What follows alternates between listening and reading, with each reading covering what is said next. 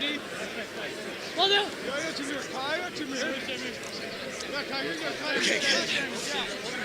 It just looks. Oh, what up, man? Hey, no.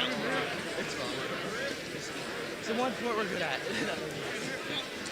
Good evening, ladies and gentlemen. Welcome to Warren Douglas Field. Site of tonight's OHSLA state championship game between the Lakeridge Pacers and the OES Aardvarks.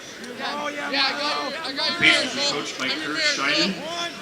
The LHS roster is Aaron Park, Jackson Mckinley, Ronan Skidmore, Kai Lundbeck, Kai Lancelot, Miles Moscato, Kyle Turner, Colby Trask, Hunter Galasco, Michael Dudek, Willis Scranton, Jimmy Ryan, Diego Wendell, Mitch Jerome, Anthem, Kayakin, Nick Hodovic, Victor Van Ellaby, Will Howe, Gus Hearn, Emmett Jones, Jack Savage, Wes Jackson, Fletcher Mount, Luke Lamont, Nolan Russell, David Dias, Cole Shanks, Cole Bennett, Alex Gilman, Zach Onostock, Marcus Monroe, Connor Huggins, Nick Brisby, Kai Anderson, Jude County, and Alejandro Segura. The Aardvarks are coached by Dennis Sullivan. The OES roster is Jack Schillendorf, Gabe Harris, Jason Wilkin, Tim Malik, Alex Slusher, Aiden White, Red Dinger, Nicholas Chang, Luke Morissette, Jack Morissette, Elliot Nye, Nick Lund, Luke Sammy, Graham O'Connor, Ethan Bankhouse, Vernon Cowell, Charlie Norgard, Colby Bullard, Peter Block, John Fitzhenry, Seamus O'Halloran, Ryan Brown, Luke Stanley, Drake Buter, Max Sislov, Trevor Jones, Lincoln Dreebies, Clyde Buter, Ian Roberts, and Jacob Williams. Let's go, Ethan. Get that warm up. Right away, right away.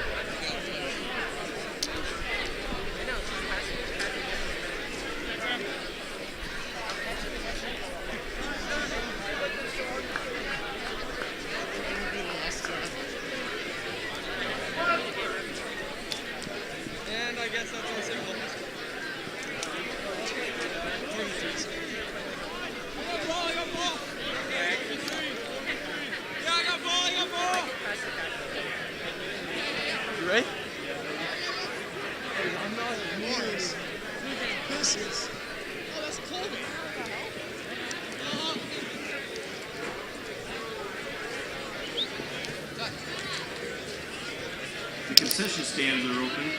We're at the south end There's of a the tea grandstands, party in the back. building behind us, along with the restroom, hot dogs, nachos, pretzels, popcorn, cold water, soda. We have shaved ice by the wall of honor at this south end. And outside, we have Ricky's Tacos and Burning Board Barbecue.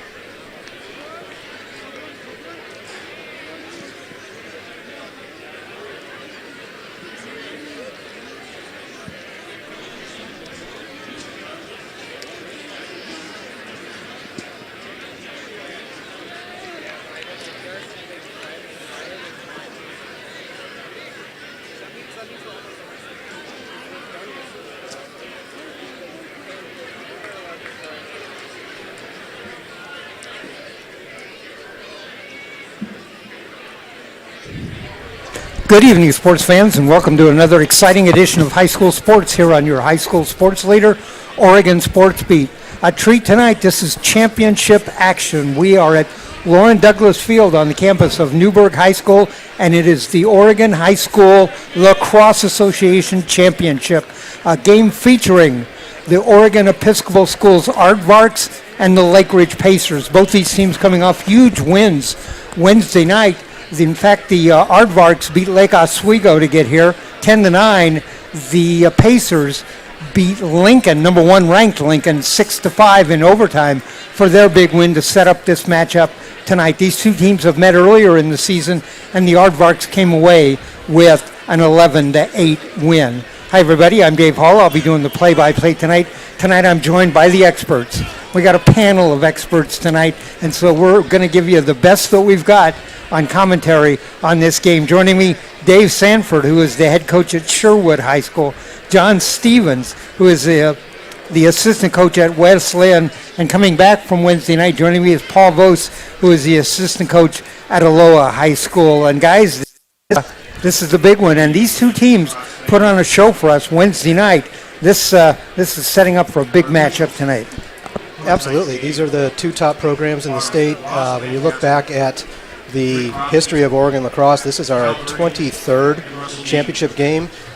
OES and Lakeridge have been dominant through that time. There's only been 5 championship games in the entirety of Oregon lacrosse where one of these two teams has not been involved, and they actually have met 5 times in the championship, 4 times in the championship game, 4 in a row, 2008, 2004, 2007, OES winning 1, Lakeridge being the first team to three-peat for state championships between 2005 and 2007. Dennis Sullivan, the head coach at OES, and Kurt Scheinen is the head coach at Lakeridge, and he has more state championships than anybody. Kurt is one of the original 4 coaches here in Oregon. He, along with Mark Flood, Bill Rexford, and Chris Van Hatcher, the original coach and former AD at OES, started Oregon High School lacrosse. All right, we're going to have our national anthem. When we come back, we're going to talk to Paul a little bit, and we're going to talk to Dave a little bit. So we'll do the national anthem. We'll be right back.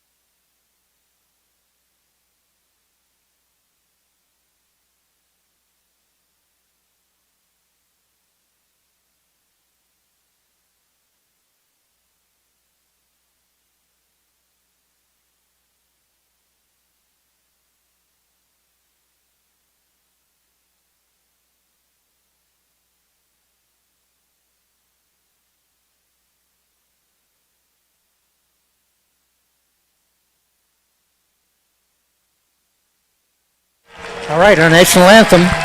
We're back, getting ready for the start of this championship matchup, the OHSLA championship game, the Lakeridge Pacers and the OES Aardvarks. And Paul, these two teams put on a show Wednesday night. Great matchups, 1-goal victories for each team. Yeah, very exciting. I think both teams were a little nervous. I was a little surprised by OES that they didn't come out a little stronger. In this game, OES doesn't play a whole lot of players, and I look for a little more consistency from their main 6 offensive players. And Schlendorf, their goalie, Lakeridge is going to have to find a way to put the ball by the future Harvard goalie. And OES is loaded with commitment players to Ivy League schools. Dave, you had a chance to see these two teams during the season. What did you think about these two teams? My high school team faced off against both of these squads. Lakeridge dominant on the face-offs, really strong there against us, more so than Tim Malug was for OES. But both of these face-off guys are fabulous at their position, amongst the best in the state. That's going to be key battles in this game. Another battle, your alpha attackman, tied to Lancelot for Lakeridge, Alex Slusher for OES. Who's going to win their matchup and consistently draw slides? If they can get the other team's defenses moving, they're going to create some exciting lacrosse for us to watch. Slusher, a first-team all-conference player. I've seen him now a couple of times during the season. I saw a game where he had 5 goals. He's a offensive player, but he got off to a slow start the other night. It'll be interesting to see what Lakeridge does. They were struggling throughout the first half of the year, and we played them twice at West Lynn and beat them the second game in a game that was uncharacteristic for Lakeridge. They made some changes and played Lake Oswego the next game and shut off number 5 Jonas Hunter, won the game by a big amount, and ever since then Lakeridge's been on a roll. It'd be interesting to see if they employ that strategy and lock off Slusher. Down there for the faceoff, that's Tim the League for OES. He's one of the best in the state. Opposing him is number 21 for Lakeridge, and that's Jack Savage. We're ready to get this one started. We've got a mic down on the field, so we'll pick up a lot of the action. We're just underway. OES in the black uniforms, white trim. They'll move from our right to our left. Lakeridge, white uniforms, blue trim. They'll move from our right to our left. There's a shot. Hunter Delascos on that shot, but like the last game, there wasn't any backup, and that's definitely a sign of their youth on attack. OES caught a break there. A little nervous to start. They'd won the face-off, bobbled it real close in front of their cage. They got away with one there. Hunter Delascos is actually the assist leader for OES.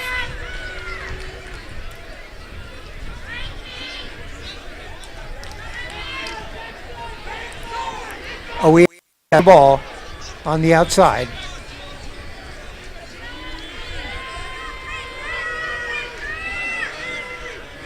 Will the teams go through kind of a feeling out process here, or are we going to fight this one right from the beginning? You know, I think like any game like this, maybe a little feeling out, but if with lacrosse, you go through your moves and like that, all of a sudden you find you got a step on the defense and you're standing in front of the crease, take your opportunity. I feel like right there you can see Slusher trying to figure out where that slide's coming from and if it's coming. Came a little late. OES with the ball, just underway. 4 12-minute quarters in the action here in the championship game. This is Jack Morissette, number 10. Quick double. Picked up. Gus Hearn, number 19 on the defense.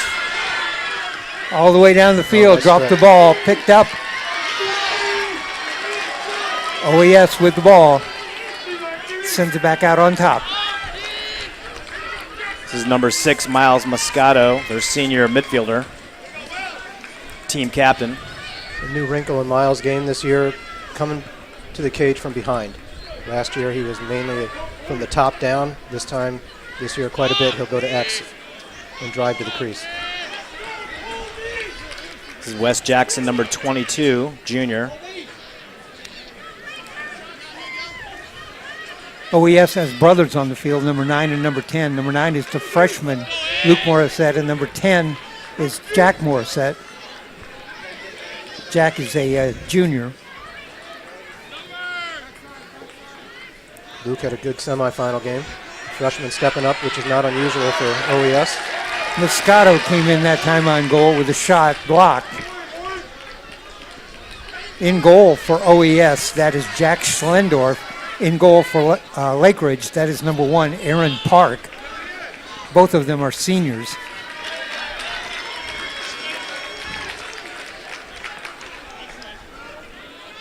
No score, 9 minutes left to go, first quarter. This is the OHSLA championship matchup. You're listening to this and watching it on Oregon Sports Beat.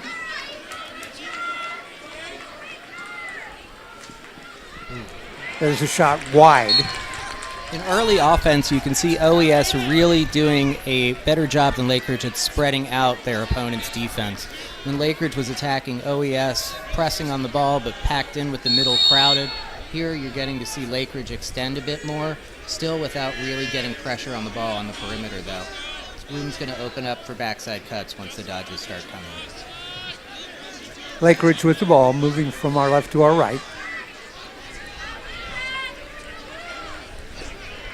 Number 7 is Kyle Turner, back behind the net.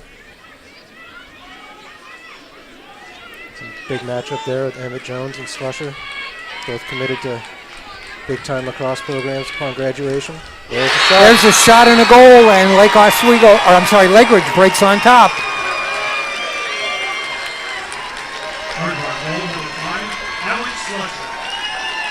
And the goal is Alex Slusher. I'm sorry, did I say Lakeridge? No, you corrected yourself. Okay. You got it. Got to be careful with that one.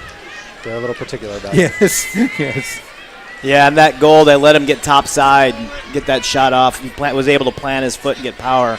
Nice deception with that high shot. Looked like he was dipping his shoulders. Goalies went low. He went high. Top cheddar, as they say in the East. They ask what kind of game plan they might employ. The thing about playing OES is if you see them do something the game before, you can pretty much throw it out the window because they're going to come at you with something completely different the next game. Took Slusher a while to get going the other night, but right off the bat, he scored here. 1-0, OES leads. No, it's really true. When we played them, they attacked from up top, running a two-man game, using Slusher as the kicker. A year ago, West Lynn beat OES in the regular season, and Slusher was killing us from behind, dodging from X, inside roll, shooting high to high on our goalie. We met them in the playoffs, practiced that all week. We didn't see it once. Slusher came from the top and shot low all game, and they won. This is number 19, Gus Hearn on defense. OES with the ball behind the net. Good switch on the pick there.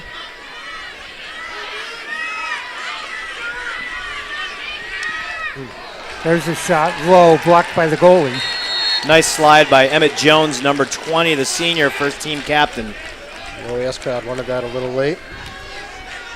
Also be interesting to see, Paul, you mentioned it on the broadcast Wednesday, big boy lacrosse. How much are the refs going to let some calls that would go in the season, a brush here and there? Don't look for that call in the game. Yep. Well, and the refs are very well prepared. They started their meetings today at 4 p.m., so they had 2 hours of meetings to make sure they went over exactly what they were going to do. And again, planning, this is the championship game, so you're going to see a lot, quote-unquote, let go. We saw a lot of contact Wednesday night. Oh, no angle. Pushing behind. There's a lot of contact right there. Nice save by number 1, Aaron Park, the goalie. Good positioning.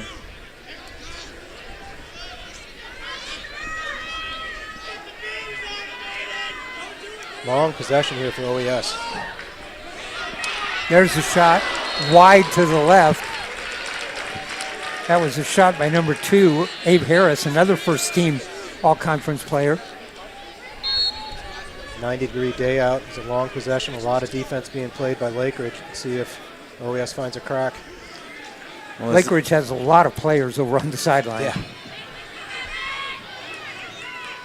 At some point tonight, we have to point out what OES is able to do over the 20 years of lacrosse here in a school that size, competing, really punching up in weight class year after year in the Final Four, going against teams that, here we go. Wow. There's a shot, a low shot underneath the goalie, and there's a score. Number 12, Nick Lund, senior.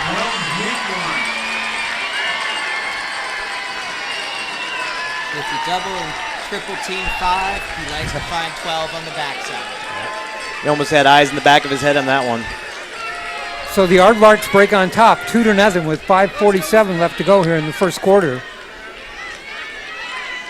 Before the semifinal game on Wednesday, I was talking to Coach Rayford from OES, and we were talking about his team and about his kids, and he talked about how disciplined they are, not as lacrosse players, but as young men and students, and how on a bus ride down here to Newberg, they've all got their books open and they're studying and not playing video games like a lot of kids are. And I think that in that last possession, you really saw that transfer to the field. being disciplined and patient for the result they were looking for. John, this seems to be played in one end here for most So of the far. first quarter. Oh, that's a great check, though. That was number 17, Victor Van Albeek. An errant pass scooped up. Those are the self-inflicted wounds that you can't afford in a championship game, especially when you have not had opportunities on offense. Exactly. You can't Great get down on individual play offense. on defense, and unfortunately not able to capitalize, and we're right back on offense with OES again. Should they have come down that time and kind of stopped and set something up? I don't think so. The man was open. It was a good fast break. Unfortunately, just a pass a little bit too high. Yeah, that's a great momentum goal if you make it happen. OES with the ball again and the lead, 2-0. You know, a lot of strategies for a lot of teams to attack those short stick D middies. But OES will be dodging on number 17, Victor Van Albeek, who is a former defenseman who's moved to D midi in the middle of the season, which I was told that really helped turn their season around. And that was number 11, Willis Skaden, junior defensive midfielder. OES behind the net, now comes out.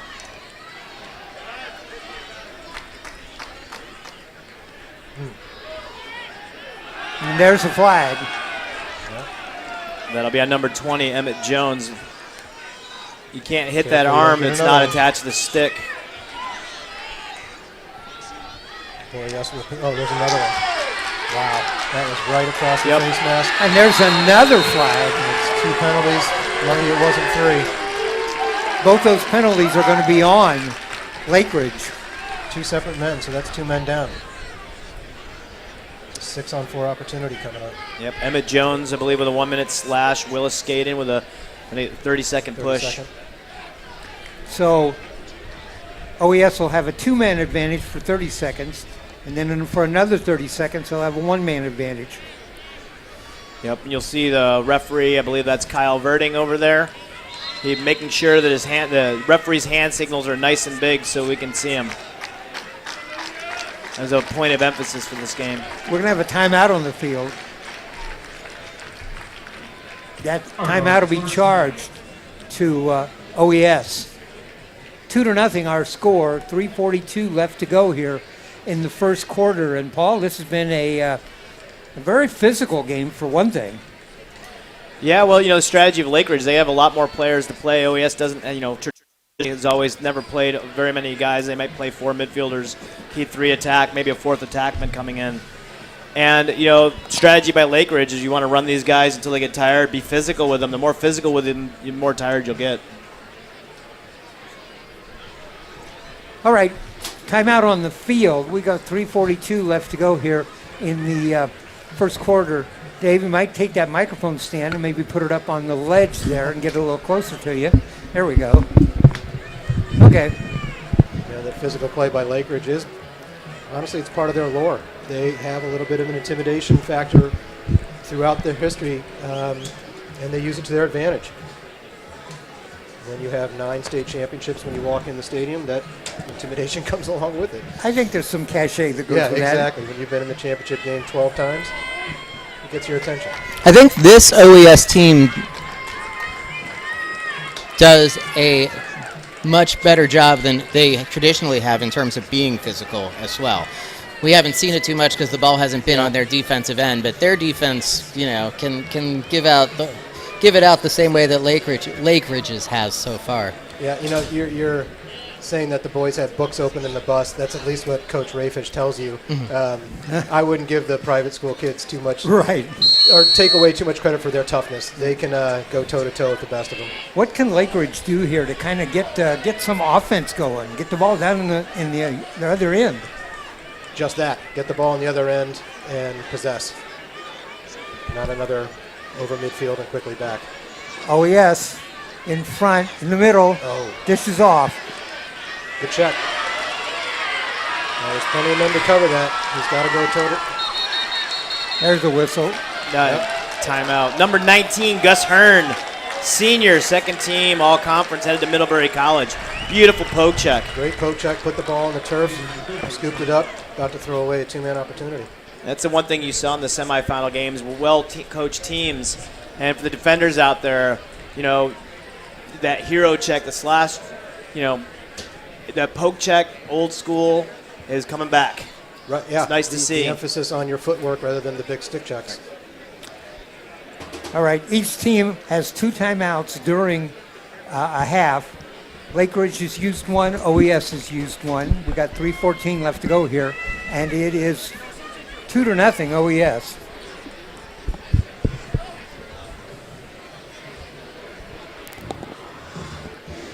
It'll be interesting to see what Lakeridge does coming out of this timeout. The first penalty, if it hasn't expired, will probably expire pretty quickly. Looks like the first penalty has already expired.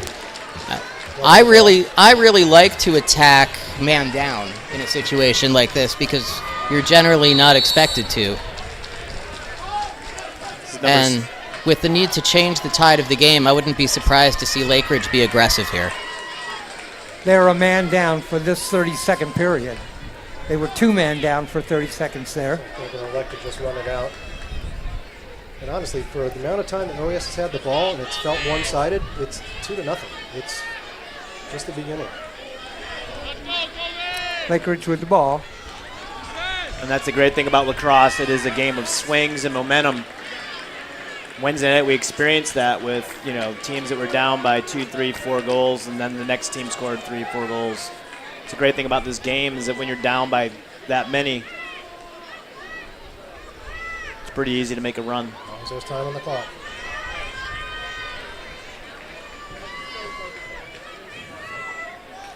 Lakeridge behind the net.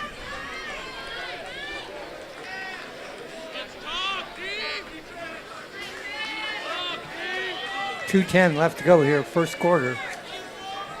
2-0 OES.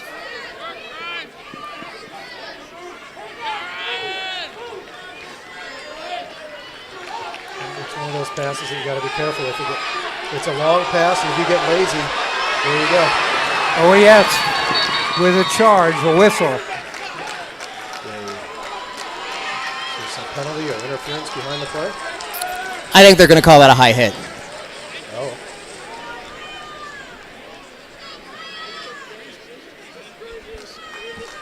What we called at the moment, they give Lakers a chance to pick that up and then blow the whistle? Or? I think it just took him a while to blow it. He had pulled the flag out right after the contact here. All right, OES will be down a man for 30 seconds. What were we saying about big boy lacrosse? That looked like kind of a good hit to me. When we see players go to the penalty box for plays like that, it is where we all start to say things like, back when I was playing, coach would tell you that was a great thing you just did. This is number 22, Wes Jackson with the ball. Moscato, number 6. Lakeridge around the outside.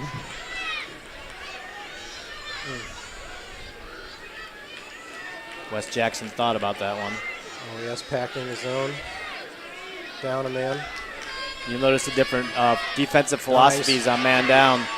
OES packs it in, Lakeridge pressures out. Yeah. Well, if you got a goalie like Schlendorf, give him the outside shot. You're almost daring him to take that shot. That's a plus for you. A block, a nice save by Schlendorf. Lakers doing a great job getting these loose balls, maintaining possession, though. Nice ground ball by Wes Jackson. 50 seconds. Penalties released. All at even strength. With the sun setting behind us, I wonder if the kids on the far side are going to have trouble catching those passes going from us across field. There's the ball out of bounds. It'll be Lakeridge ball. It's number 33, Nick Brisby, senior. Attackman.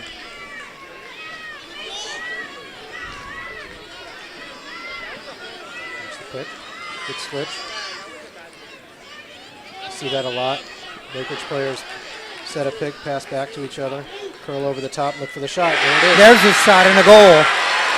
Number 22, Wes Jackson, junior, second team all-conference. Be attending Division II Lynn University in Boca Raton, Florida. Long way to go to play lacrosse. It'll be warm. Probably a lot of distractions, too. And 18 seconds. That goal coming with 18 seconds left to go in the quarter. Critical face-off right here. 18 seconds enough to score on a fast break. So far, I've got Malik winning 2 face-offs to Savage's 1. 2 clean face-offs, which is looking good for OES. Yeah, Jack is one of the first kids to really be a Fogo in Oregon. I mean, that is his thing. That is what he grinds on. Malik runs in on goal. A shot. save. Nice block by Park. Savage is open in the middle.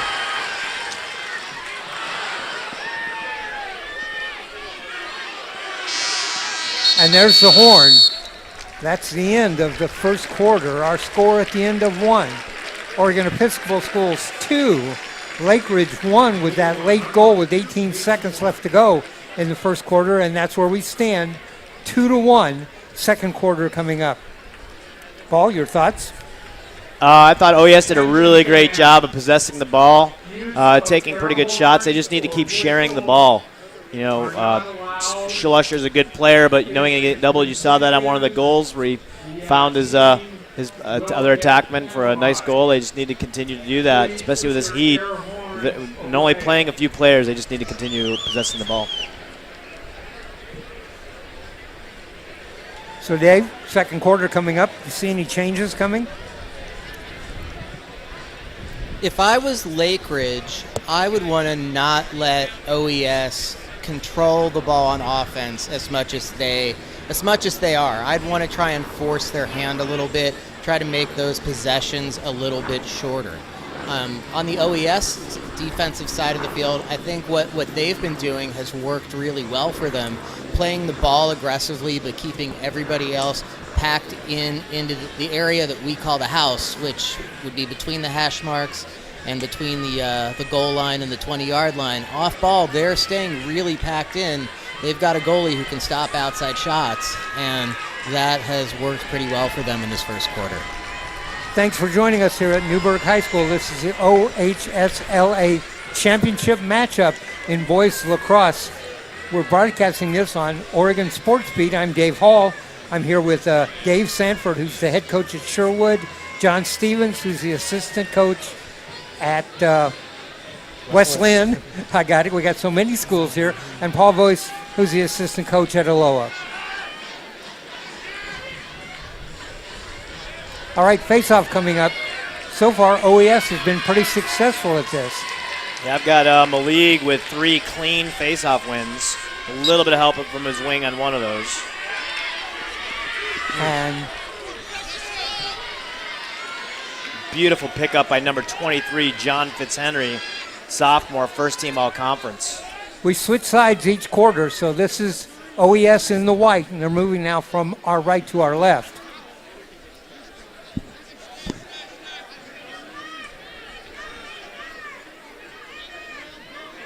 This is Vernon Cole with the ball, number 18. Goals in that first quarter for OES, Slusher and Lund. Goal for Lakeridge with 18 seconds left to go in the quarter. That was by Wes Jackson. Here's number 9, Luke Morissette, the freshman, brother of Jack, number 10.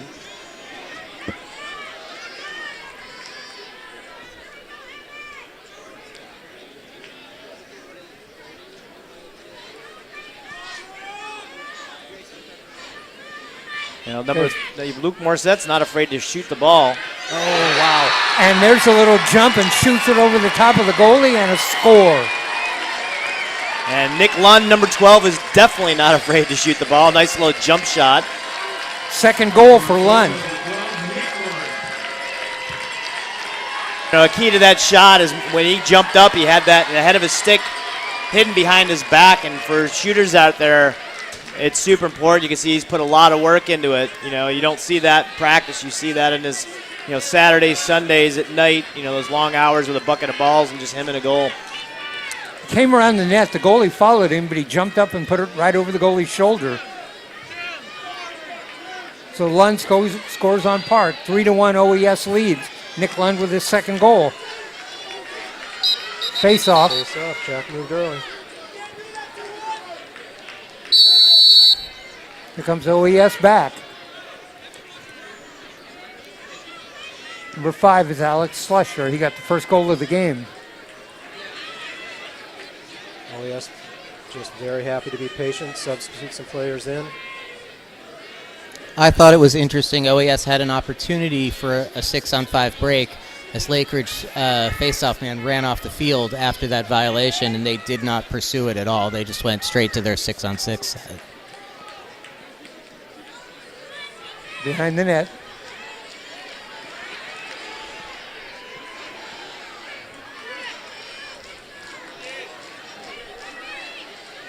This is Aiden White, number 6 senior, their 4th attackman, who comes down as a midfielder. He's listed as an attackman. Not that position calls will go away, but do you feel like that's becoming less and less prevalent, that offensive players are offensive players, everybody inverts a lot? Yeah, that's my philosophy as a coach, is I want to train lacrosse players, not by position. It makes you more versatile. Lakeridge, a shot blocked down there by Schlendorf. Willis skating, number 11, that defensive midi on that ill-advised shot. Yeah, you know, it was an opportunity, but then you put into a situation in that you've not had the ball in offense really at all this game to put a shot right in Schlendorf's chest. A whistle. What's the call out there? Dave? Thinking somebody was offsides.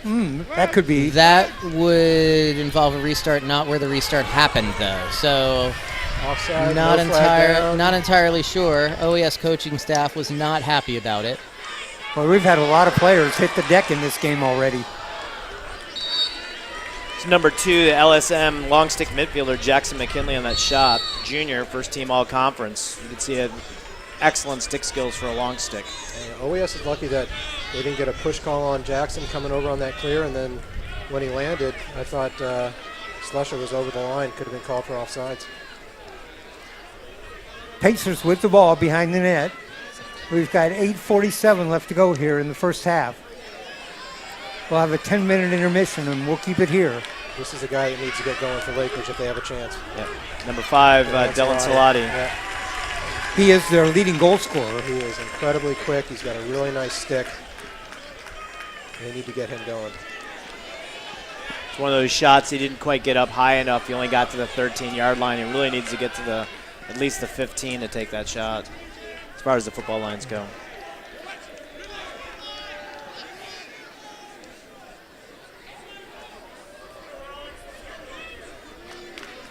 Slusher.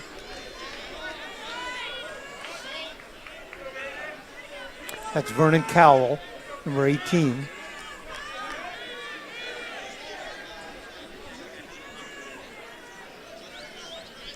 Cowell, first team all conference. This is number 10, Michael Dudek, defensive midfielder for Lakeridge.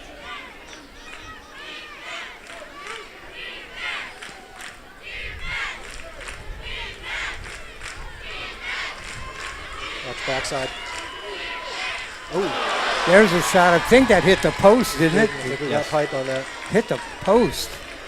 And a big, huge rebound. Lakeridge got a little lucky on that because Morissette, I think, was sneaking in on the backside, wide open on the crease. In on goal, a shot, and there's a score. Number 9, Luke Morissette, the freshman. Showing everybody they need to give him a little more respect. I tell you though, guys, I think I alluded to it earlier. In any other situation, if a freshman popped up and started doing big things in a playoff game, I'd be a little surprised. But at OES, they're never juniors and senior laden. They always have to have sophomores and freshmen contributing. Evidence last year in their championship win, John Fitzhenry and Slusher, as freshmen and sophomores, were critical to that game. Right. Morissette benefits from having his older brother on the field along with him, but he played great Wednesday night, playing great here. 4-1 our score, 7-11 left here in the first half.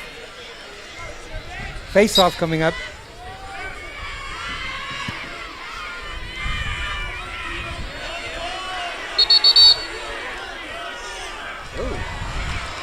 And it's going to be Lakeridge ball. That was an infraction on Malik. I believe he a little push or hold. I thought he was lying on the ball. Yeah, he's pulling my move. You got on all fours over the ball. Mckinley was lucky to come up with that ball on the stick check, bounced right back into his stick. This is number 9, Hunter Delascos, junior. It's nice. There's a shot, and Lakeridge comes right back and scores. Quick little inside roll, puts you right on the doorstep. Interesting that they got a short stick on one of their attackmen, and the defense did not slide to support that at all. The place where that defensive midi is turning him, if he's turning him at that point and there's a slide coming across the crease, he's doing his job. Without a slide coming, it's creating a little trouble. And the defensive midi was playing good position. He held him it was pretty low. That attackman, Delascos, didn't get up very high. That Pacer goal, 34 seconds after He'll shoot. the Aardvark goal. There's a shot and another goal. Walked in on goal, put a shot low underneath Schlendorf, and a goal. Schlendorf's mad at himself on that one. He felt he should have had it. That's 7 seconds after the last goal. Yeah, we've just been going through the game, and it was only 4-1, 4-2, but it felt like OES was just rolling. But bang, bang. That was Jack Savage with the goal. And that was his third face-off when Malik's pulled out 5. So just Savage got that right at the right time. So when it was 4-1, it's now 4-3 in a matter of 30 seconds. Wow. Here come the Pacers back. That's a skill. Scooped that out on the face-off and sent it back to one of his players. Jackson Wide McKinley. open. Moscato. What did he say about the sun? Was that a timeout right before? It has to be, because they wouldn't have gotten if it was after the miss. Right, it's a timeout. Wow. That's the last timeout for Lakeridge this half. Boy, that's good coaching right there with a missed ball. They score? He was going to miss it with the sun and called the timeout while the ball was in the air. If the score, not so much. Lakeridge had a great timeout in the semifinal, too. I'm wondering, John, you played goalie a lot through your career as a player. Through the first quarter of this game, with the ball being on OES's offensive side the whole time. Horrible. Does that make it hard to stay in the game if you're Schlendorf? From my opinion, it does. When you're down there and the ball's not circling around, you're not seeing any action, you get a little flat, you don't have any timing. In that case, I would beg for an opportunity, even just run out for a ground ball and get hit. Just anything that gets you into the game and feel like you're contributing and being a part of it. It is very tough to sit, and then just like we saw, bang, bang. Those 2 shots were on him in about 15 seconds when it's been very quiet down there. Teams headed back out on the field. 6:09 left to go in the first half. OES 4, Lakeridge 3. 2 quick goals in the span of 30 seconds by the Pacers got this to a 1-goal game.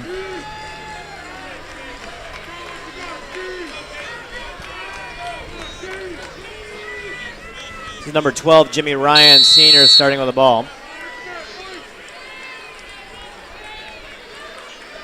Ryan, a senior.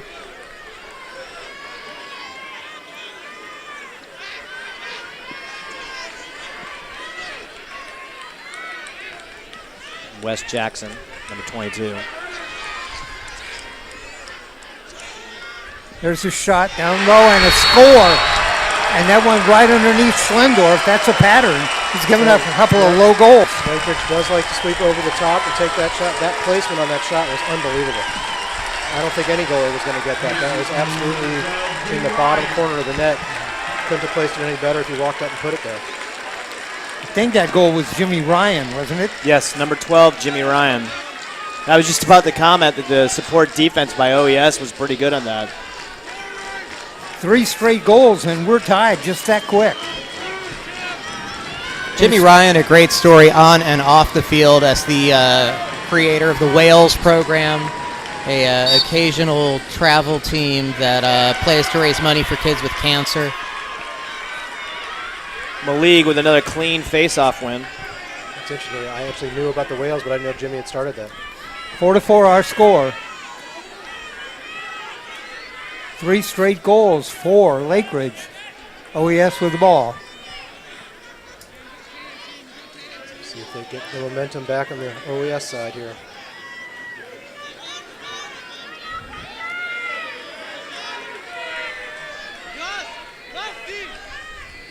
Both these teams Wednesday night did a good job of countering momentum.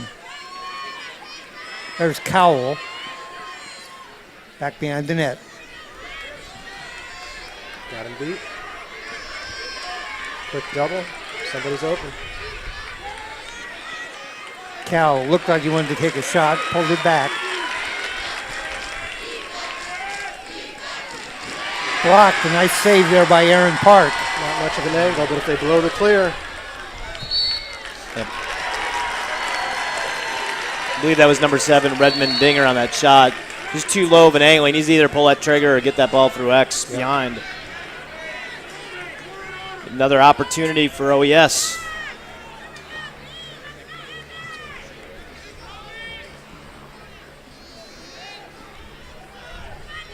More set number 10.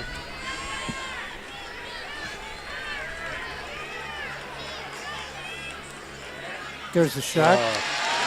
Nice job. Blocked again by Aaron Park. 2 nice blocks by Park. So Lakeridge is finishing after the shot, too. Slusher paid a price for that one. Lakeridge.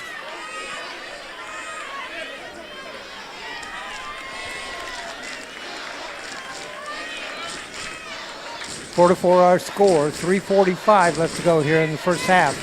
Lakeridge crowd's waking up. It's number 23, Fletcher Mount for Lakeridge.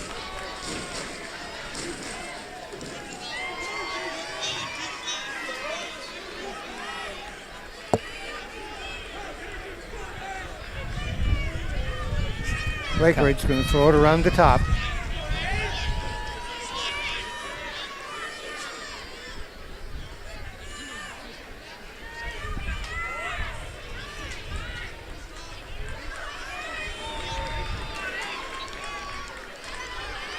Watch the rollback. Ball loose on the ground, knocked up in the air. Wow. Nice defensive stand and check by John Fitzhenry, number 23. I didn't think one of those caught him across the head. 2:55. Schlendorf sends it ahead. And whistle. Timeout. Timeout. Yes. OES using their last timeout. 2:51 left to go here in the first half. 4-4. OES was ahead 4-1. 3 straight goals by the Pacers got this back to even.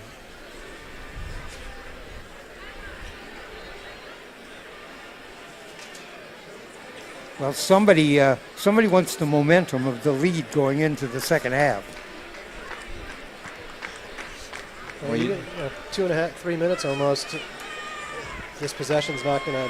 We could see 3 or 4 goals before the end of the quarter here. We also could see one shot, depending on which way it goes.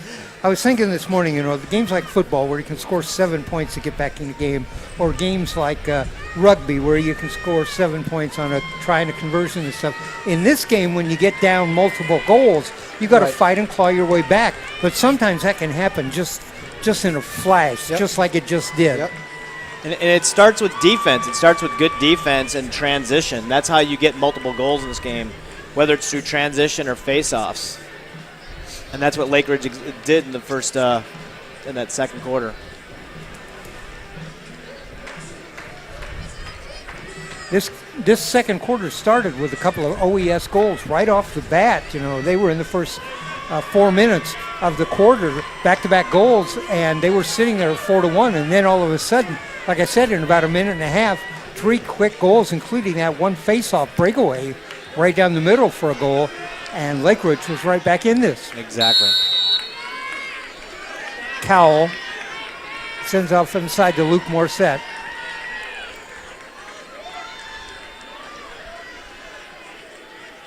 Hope you're enjoying our pictures that we're bringing you. That's Brunson, our producer, up on the roof with a couple of cameras.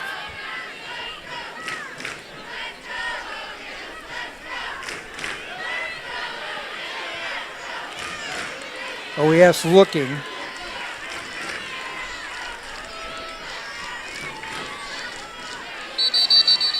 And a whistle. The call worked.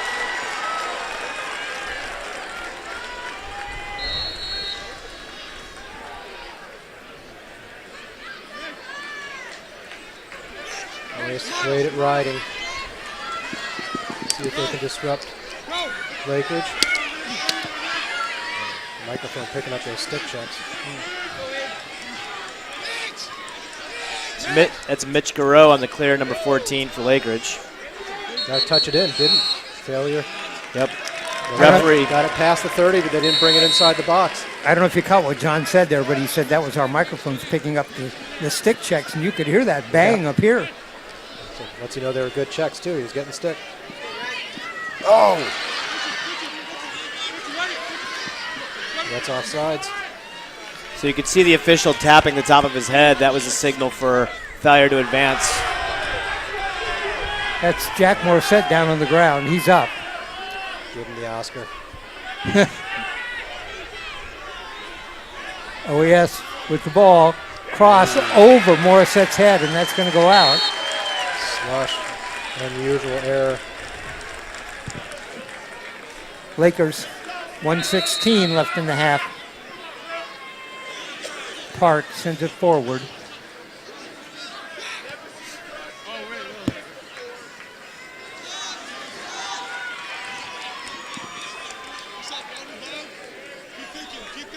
Jimmy Ryan, number 12 with the ball. Being guarded by Abe Harris, number 2. You'll notice the difference that OES will run, their middies play both ways. They'll play both defense and offense. It'll be interesting to see in the fourth quarter whether they still have enough gas left in the tank to finish. Temperature in the mid-80s, probably much hotter than that down on the field. We're at Newberg High School. Wes Jackson back to Moscato, number 6. Oh. And there's the ball goes out. Ambitious feed. That feed, I believe, was meant for Delascos, number 9. Clock running. We're down to 14 seconds here left in half. Oh, wow. Thought he was going to come up with that. Morissette with a nifty little deception move. This is dangerous. Pacers, the ball high bounce right in front, and there's the horn. That signals the end of the half, and our score here at Newberg High School in the OHSLA championship matchup. It is OES 4, Lakeridge 4. Paul, thoughts about the first half? Well, I thought, Lakeridge started out a little slow, made some simple mistakes in the beginning, getting down 4-1. They did a great job using the face-off dot and transition goals to get back into it.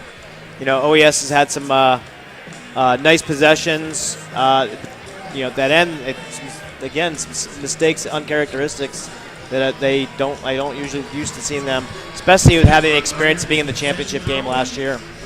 Dave Sanford, you're the head coach at Sherwood High School.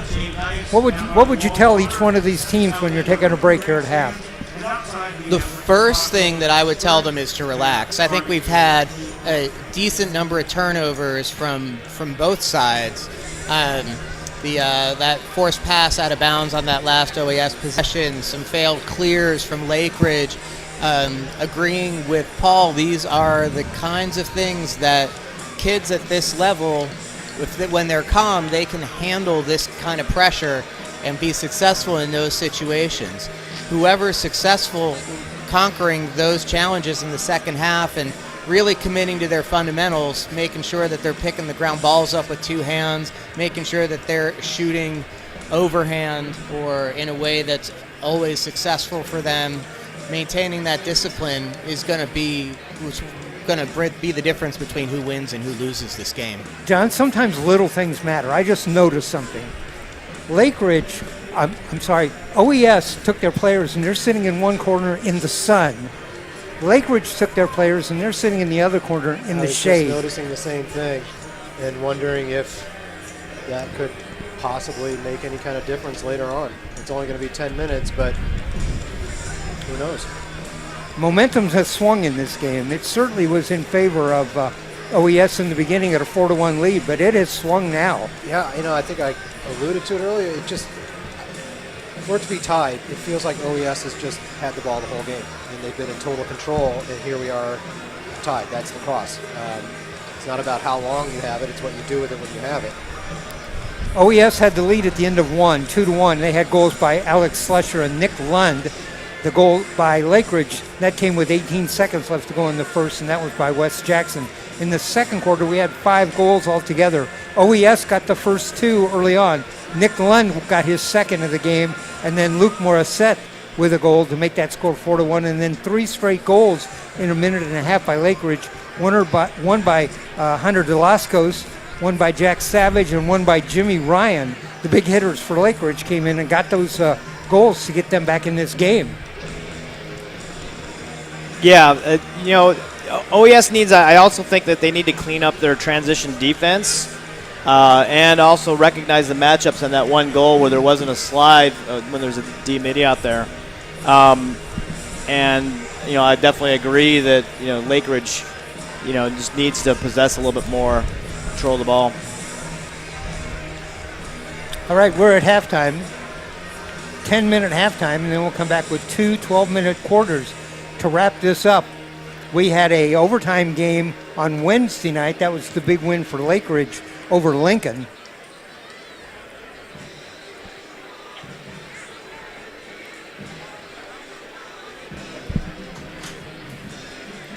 It's kind of interesting when you look at these two schools and these two teams also to think about how these teams are put together.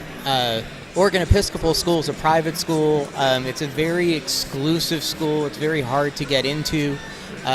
Lakeridge as an excellent public school, but in a neighborhood that is one of the few in the Portland metropolitan area that is not at capacity in their schools, has really benefited in the lacrosse world from open enrollment and kids coming into that program that are not currently residing in Lakeridge or kids who are moving there just to play lacrosse. 2 weeks ago, I did the state rugby championship, and one of the teams that was in that championship was David Douglas. Mm-hmm.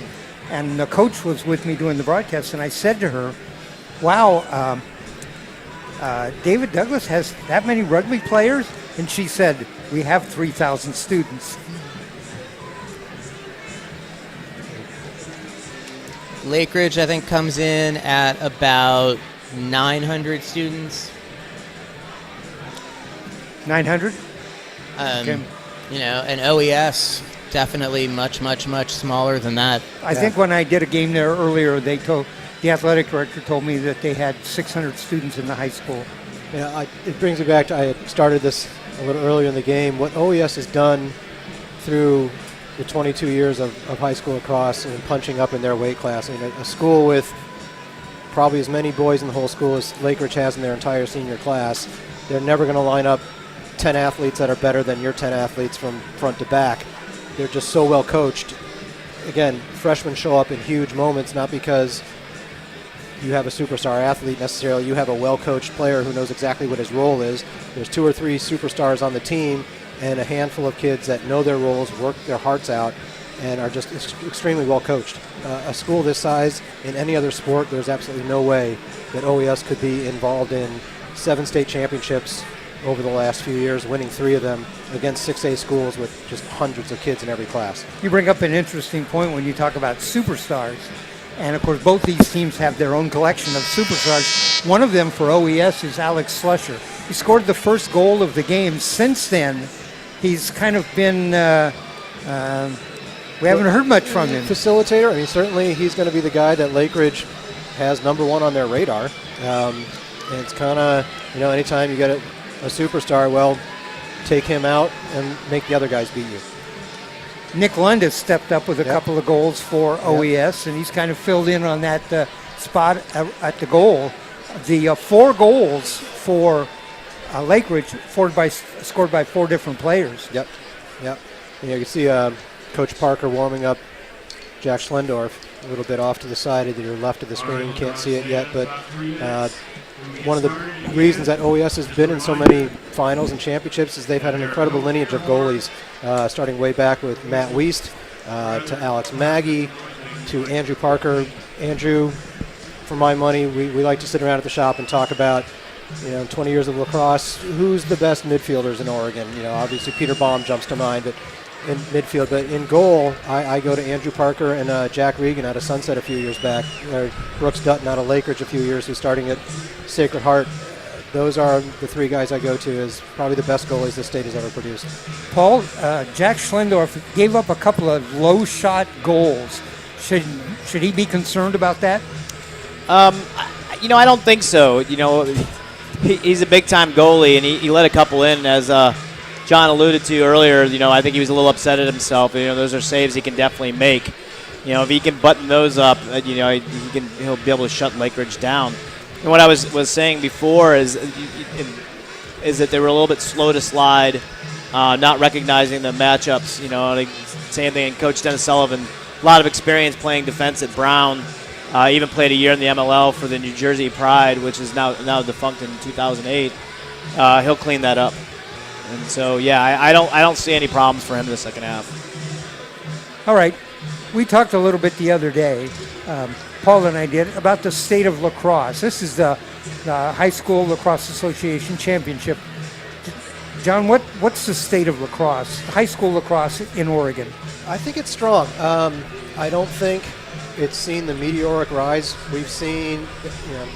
Started in 1996 was the first time we had high school lacrosse in Oregon. Between 97, Paulie, I was Southridge and Lincoln. I was on the field with Harris in 99 when Lincoln started. Were you the same year or year after? The year after, right. 2000, because you all assisted us in getting started. Right. And was it Sunset the same year as us? Yep. Okay. Sunset and Southridge came in 2000, and then the year after that, I believe it was Beaverton, Wilson. And that was the time when we were adding 4 or 5 teams a year. And really, in that 2000 to 2005, we really saturated the Portland metro market. Most of the schools in the area where obviously the most population, the most coaching is available, the camps and the clinics were in the Portland area. And then over the next 10 years or so, we've seen the teams in Bend and Salem and Southern Oregon, Eugene start to grow. Bend is a very big hotspot. While Coach Kerwin was up at Bend, he did a great job getting a lot of indoor and summer select going. Summit made the Final Four a couple years ago.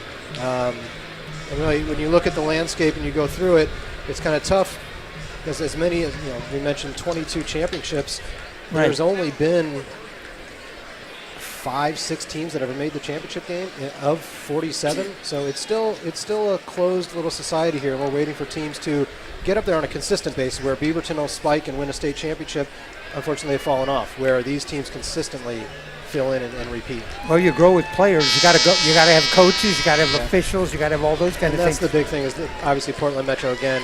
We just have the access and the availability of coaches with experience and officials. All right, third quarter action underway here at Lauren Douglas Field at Newberg. We have the face-off to start the third quarter. 12-minute quarters. Savage in the lead. Controlled by the Pacers. Here comes Savage, dishes off. There's a low shot blocked by Schlendorf. Brisby, number 33 on that shot, probably should have stepped in a little bit closer. He had plenty of time. Thought he had time to move in a little closer and possibly draw a slide to one of the attackmen sitting on the crease. Was that planned that they were going to go low right off the bat, Schlendorf? Hard to tell if the coaches have shooting strategy. I mentioned what OES will do is literally change up their strategy from game to game, to the point where I thought it was interesting. They told me once, like Alex changed his shooting style on us from game to game. They'll literally tell different players, we want you to shoot high, we want the other player to shoot low, which I think is interesting because usually you find a weak spot in the goalie that you try to attack instead of telling one player to shoot at a different place than the other. OES in the white uniforms moving from our left to our right with the ball. Lakeridge, black uniforms, blue trim, white numerals. This is Vernon Cowell, number 18. 4-4 our score. Thanks for joining us here on Oregon Sports Beat. Like the games the other night, this might be a race to 8.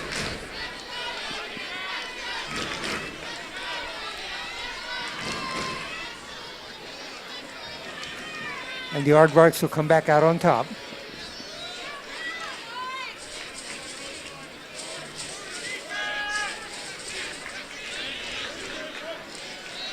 This is number 10, Jack Morissette, being guarded by the defensive mid of Lakeridge, Willis Skaden, the junior. Morissette has a goal in this game. I'm sorry, Luke Morissette has a goal in this game.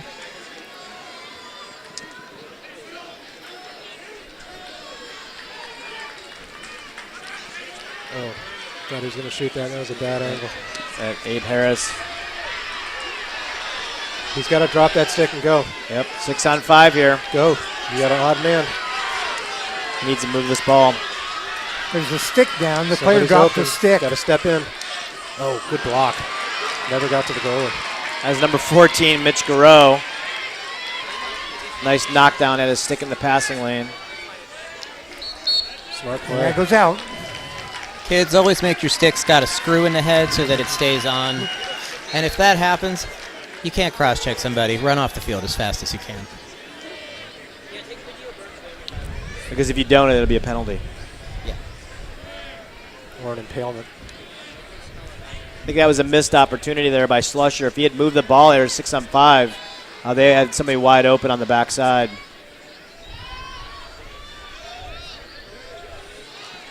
Oh, yes, Slusher with it. Rolls Turns back around, underhand. low Great shot. save. Ball loose, laying right by the goalie's feet, and he picked it up. That was a low shot through traffic. Really nice stop. Ooh. Yeah, Aaron Park knew exactly where he was going with that. He dropped the stick. Nothing wrong. Ward? Wow. Lowered his head. They called the Ward. That's, Gabe, back to your comment back when we were playing.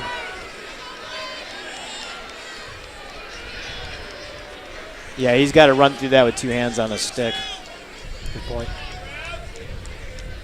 I believe in the beginning of the season, I remember a video being passed around to the officials with that exact point. OES with the ball. 8:18 left to go here, third quarter. 4-4 our score. Ooh, good double. Nice block in there Jack in the back. by the Pacers. Yep. It's an interference call. I think they got number 4 with a push in the back. Referee crossed his arms. Gotcha.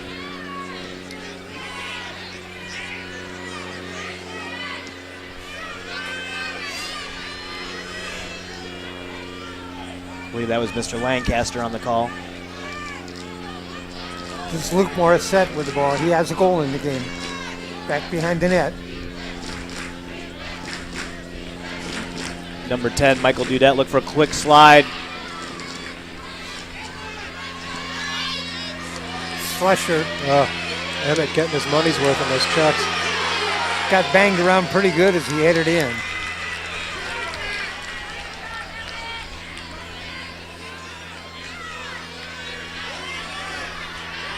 Big matchup all day, these two.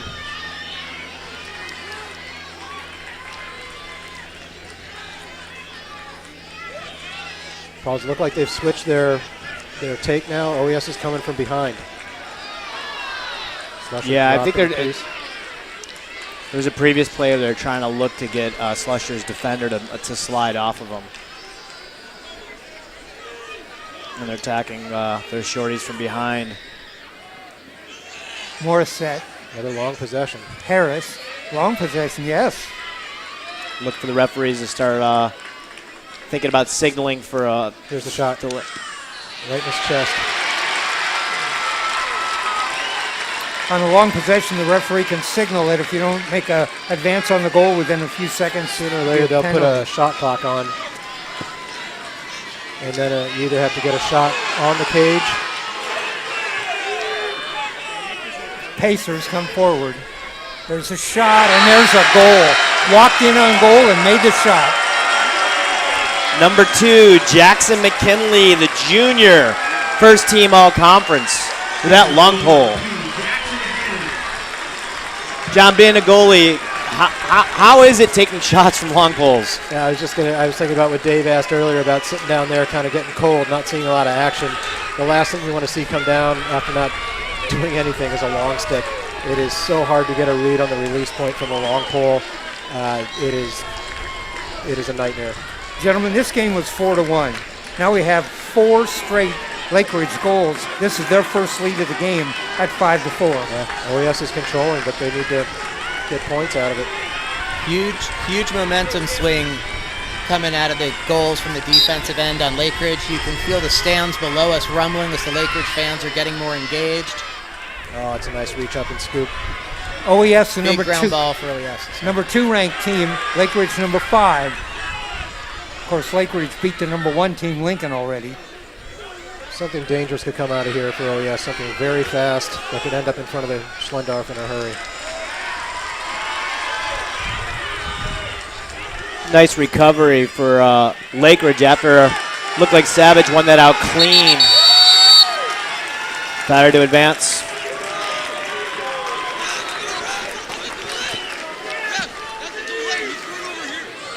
Five to 4, Lakeridge lead. 5:48 left to go in the third. Where's the ball? The referee is standing right in front of our crowd, Mike. You can 21's hear. looking for a delay of game. He felt that Lakeridge rolled the ball away. He might have had a case.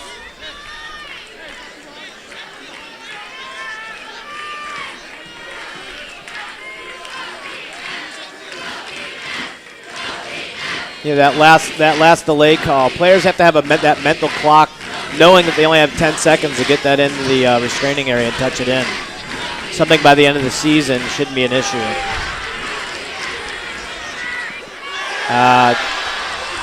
No penalty. That's surprising. Should have at least been a loose ball push. That's a desperation throw, but the man's there. And that is a critical error. These kind of errors are just really tough in a game of this level. And Willis Skade needs to come down with that. Yep. Sometimes letting it bounce, you're taking a big chance depending upon the field. Got to go to it. If you heard that shrill whistle, that was the referee blowing whistle right in front of our crowd, Mike. Very effective microphone.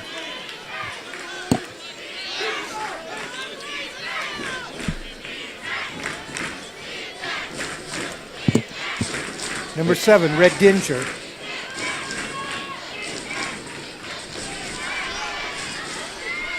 OES needs to get something going. Down a goal, 5-4. You can see Aiden White in that backside bouncing up and down. He wants that ball.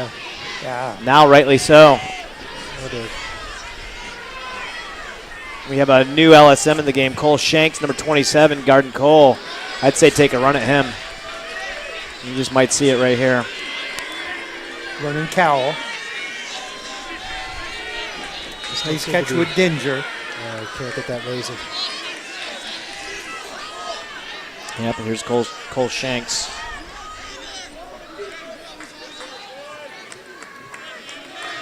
.350 left to go here in the third.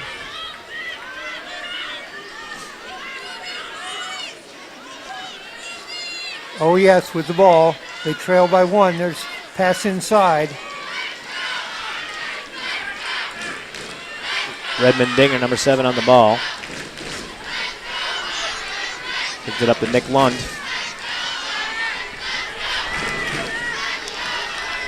Lund already had a couple of goals in this game.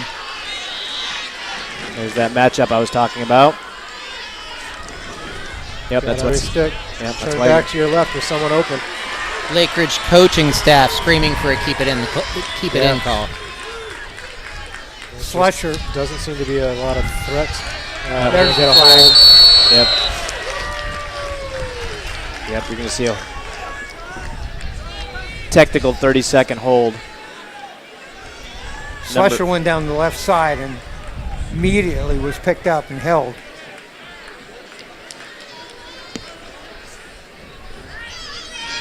That was number 19, Gus Hearn, senior defenseman. So OES will have a man advantage for 30 seconds, 6 on 5, 3:03 left to go here in the third. After 5 goals last quarter, we've had 1 goal this quarter. And once again, 3 minutes, and this has been all OES owning this quarter, but no points to show for it.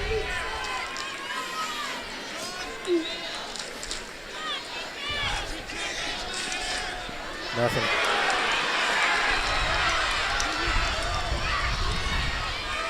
A rugby scrum going on down there. Emmett Jones, number 20, coming out with that very important ground ball. Here come the Pacers. You see him Down the middle. Shoot again. Walking in on the goalie. There's a shot. High. Schlendorf managed to divert that one. Rule number 1, stop the ball. I think he got a little greedy on that one. He had Dylan Salati open on the crease there, right in front of the goal.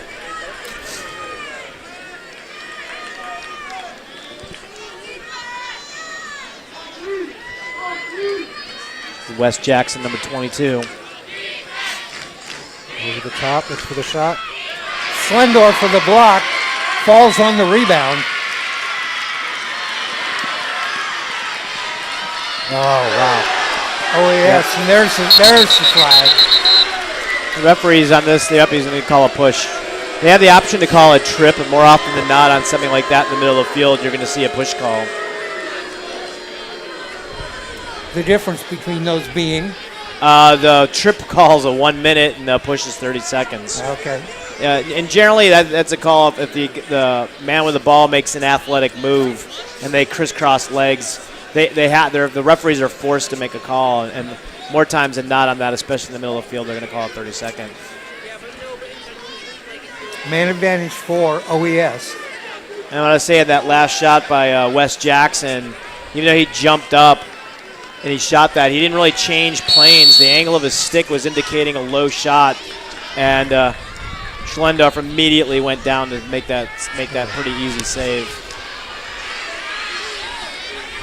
OES, 1:30 left to go in the third. They have not scored here in the third quarter. Wow. And there's the ball That's why behind you the keep your net. stick up in the passing lane. Aaron Park goes and gets it.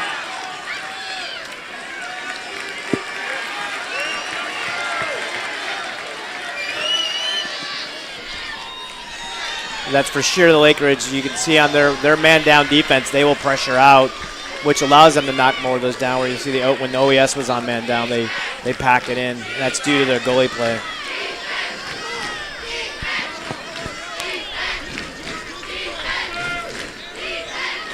It's Brisby with the ball, number 33. He's not going to make that pass, recognizing that his teammate was in the sun. 4 seconds. 3.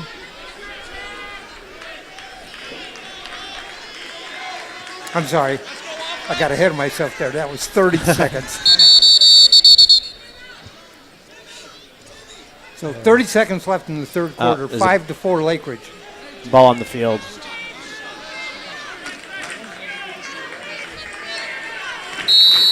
Look for Lakeridge to go at about 20 seconds. Ball on the ground.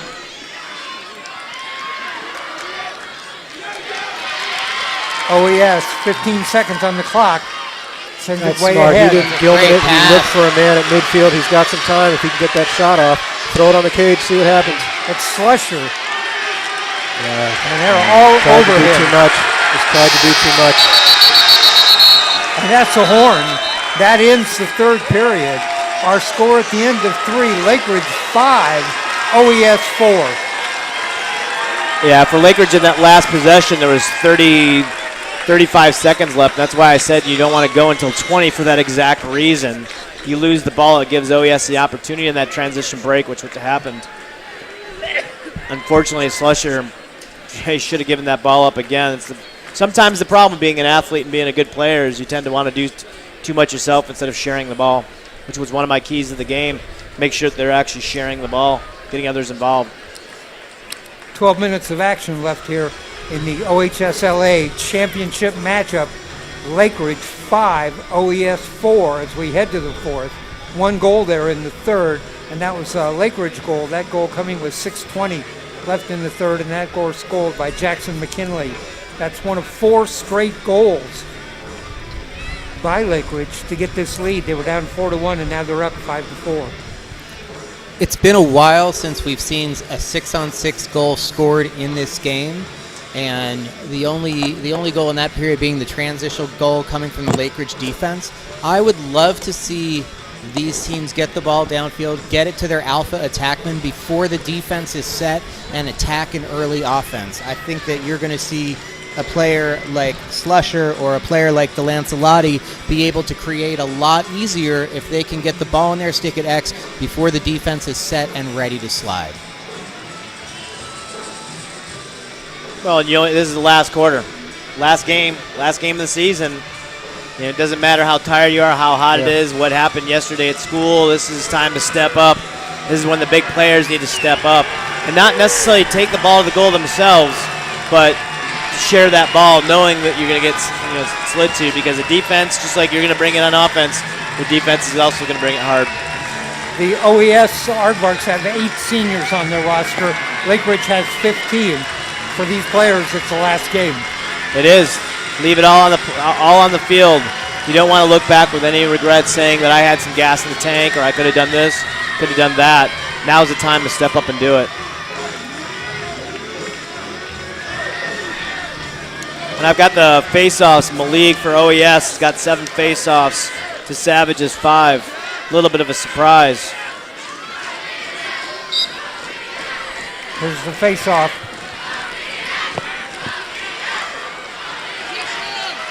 Savage has the ability to just kind of scoop that ball forward. And I was just a little bit too strong on that one. OES in the white, moving from our right to our left with the ball. And the Lakeridge defense on that wasn't quite set. Again, surprising fourth quarter championship game. You need to be on point the entire game. Got Slusher at X. Lakeridge playing moving back forward. In a zone. I was just about to say that. Not following. Nope.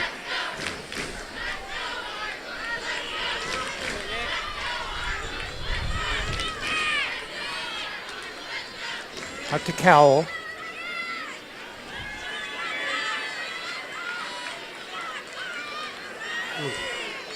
Behind the net, high pass but saved by the Aardvarks. Lakeridge has a short stick on attackman Nick Lund.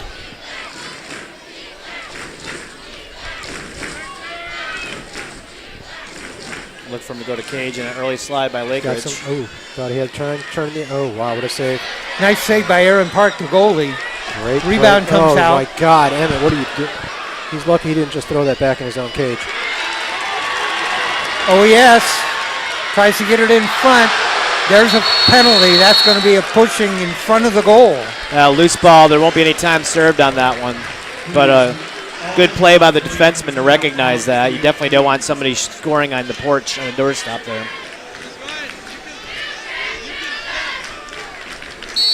We've been talking about Schlendorf a lot throughout this game and throughout this season, but how about the performance of Aaron Park today?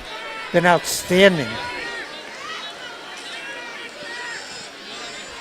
Give a lot of credit to that Lakeridge defense. He hasn't seen a lot of shots since the onset of the game. Since it was 4-1, Park's not giving up a goal. In front, a shot. Impossible angle. I can't believe he even got pipe on that. Yep. Incredible. That was about an inch away from being a goal.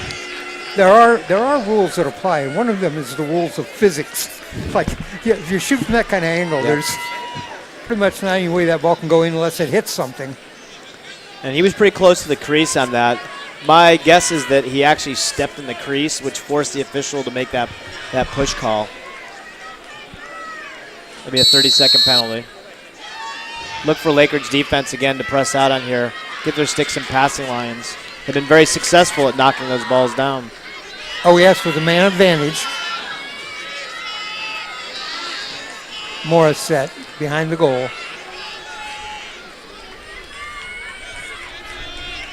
Slusher. Oh, great look. Got to finish that. And Luke Morissette, and Morissette scores, and we're even. That was a great little flash cut to the crease. Yeah, just found an open spot. Beautiful pass. Nice touch. I think OES wins this game with more plays like that, the ball going in and out of Slusher's stick quickly rather than seeing him carry the ball and take the pounding that he has taken from Emmett all game. Yep, sharing the ball. You got to draw that guy. Draw the eyes of the defense to you. Keep your eyes up and share the ball. Luke Morissette with his second goal of the game ties this up at 5-5. Credit Slusher with a lot of that, taking the pressure off as Morissette came down the front. That was much better by Savage, keeping that ball under control and getting it to his wing. Yeah, Savage is so great at controlling the ball. Wouldn't you, if you're OES, get down on the side that McKinley's on? And come with him on the face-off, not just let him back there, unless you're anticipating that and you want your long stick on the defensive end already. Well, and especially because Malik's been tying him up pretty well, not giving him the chance to normally pop it up, but I would have covered him. There's a shot blocked by Schlendorf, or deflected by Schlendorf. That was a great low save. Yeah, Moscato on that again, three-quarter action down low, easy save for the goalie, especially from out for about 13 yards at that angle. A little surprised from that shot from the senior. OES.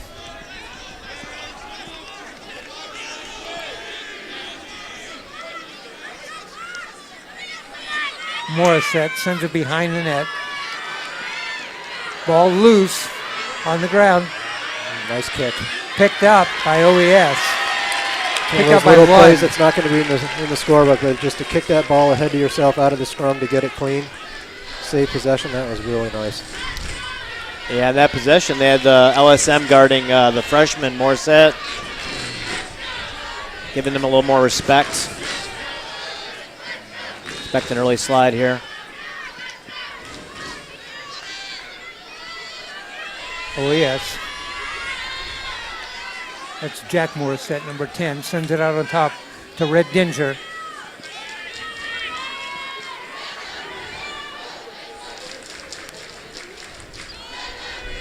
OES will start back behind the net again. You know, game within the game, if you get a chance when Slush and Emmett are off the ball, there's a little cat and mouse game of stick checks and poke checks and just letting them know he's there.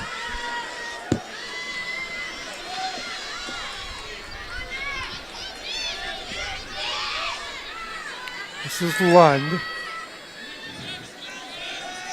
Lakeridge short stick defenders are doing a fantastic job on this possession of not getting beat or putting their defense in a position to slide. I think you got to be starting to think about a timer on here. I feel like we haven't seen a shot in a while. Slusher sends it back out on top. Oh, he was lucky to catch that in the sun. See, again, here's senior versus freshman.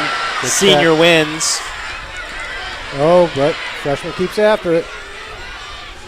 And that goes out, and it's Lakeridge ball. That's a big call. That looked like that came off the Lakers' foot, but official was right on top of that call. 6:54 left to go here in the game. Even at 5. Yeah, Morris had a little freshman mistake, stopping the momentum of his feet, gave an opportunity for that defender to pick his pocket. Cool for school. That's the second time. Jack Morissette with the steal. Wow, what a great recovery check. Oh, he's going to get the hold. Morissette hits the deck, and we got a flag. Yeah, it's either going to be a hold or a trip. Looked like it came down, got it clean on the stick, but probably got some of his tangled up in his feet as well. That's why you have to keep your stick under control.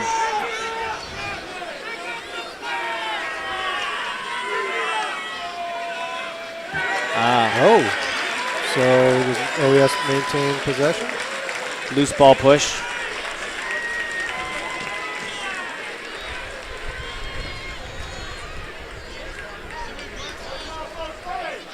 Whoa. Okay. I think it's the right thing to pick that flag up. I feel like he went over the head for the home run check. which is a dangerous thing to do in that position on the field, but he landed it. He hit nothing but stick. Kind of held onto the check maybe for a split second longer than, he would have wanted to. Yep. But good athletic play there. Yep. And very curious to see who gets the ball. Yeah, how do you decide possession? If you stopped it thinking there was a penalty, he made a great stick check, which would have turned the ball over, but it looks like OES is going to come out with it regardless of the penalty. It's OES ball. Slusher will start with it. Alex Slusher, the junior.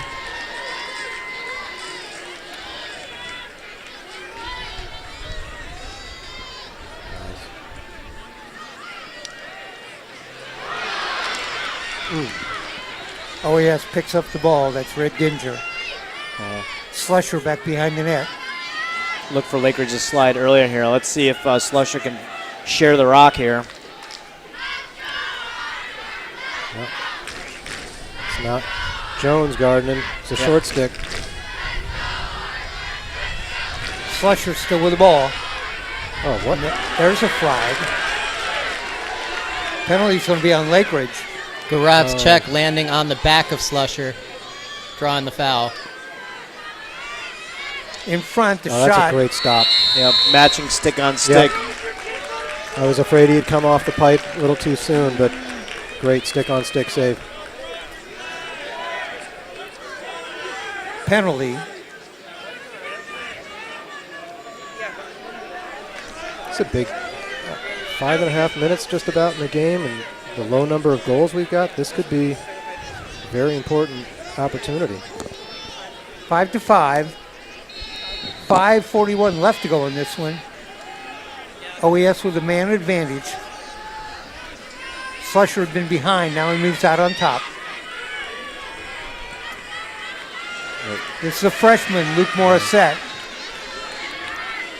Dangerous pressuring out that far. Yeah, I was thinking that big wind-up one-handed swing.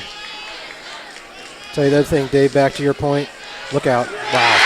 And there's a goal, an OES goal. I'm thinking about how long that offense of Lakeridge and that defense have been down here getting cold. Number 10, Jack Morissette.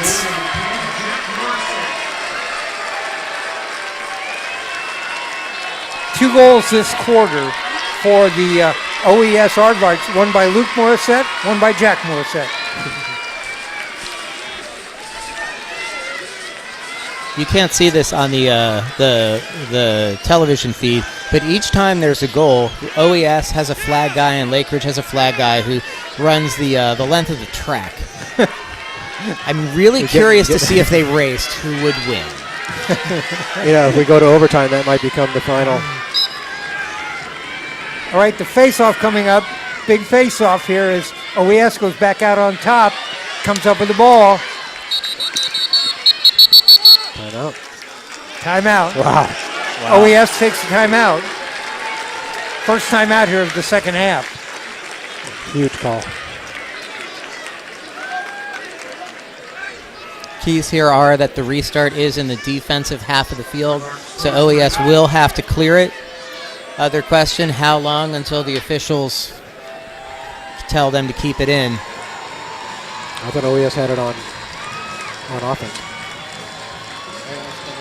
Did they? Yeah, where the hat is. They're on offense. My mistake, it is in the offensive half of the field. Right So there. that's a huge advantage. Right there near midfield where you see the hat down on the field, that is where the Aardvarks will start on offense. So you see the officials meeting at half field. They just want to make sure that with 5 minutes left, that they're communicating with each other and making sure they get these calls right. Coach Sanford, 5 minutes to go. You're OES. Do you hold the ball, wait for a timer on, or you just run your offense? I'm not holding the ball. I'm going to the goal. I'm attacking short sticks with discipline, trying to draw a slide, trying to play off the slide. If I don't draw the slide, I'm not going to the goal. And that's what I think you're going to see here. For our listeners who don't know, when you talk about a slide, what do you mean by that? A slide in lacrosse is essentially help defense in basketball. When a ball carrier runs past his man, the next defender who comes out to help stop the ball carrier from getting to the goal is doing what we call sliding. In basketball, it's sort of like rotating on defense. Exactly. Exactly. One guy has to move out of position, means another guy has to move and slide into cover. And John, on defense, you see Lakeridge pressuring out here. You've seen him twice. It's 5 minutes left in a one-goal game. I'm not changing anything right now. I'm not in panic mode. Aardvarks have 2 straight goals by the Morissette brothers. They lead 6-5. With the ball, that's Lund. He has 2 of the goals. Nice little wing dodge.